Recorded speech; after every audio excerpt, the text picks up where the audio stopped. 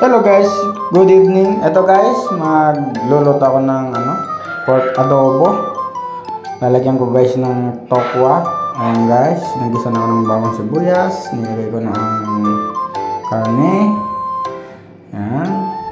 Para lambutin ko lang yan guys. Tapos, ayan. Kumulo na siya guys. Dadagdagan ko siya ng sabaw. Mas masarap maraming sabaw. Para lumambot din siya ng gusto. Ayan.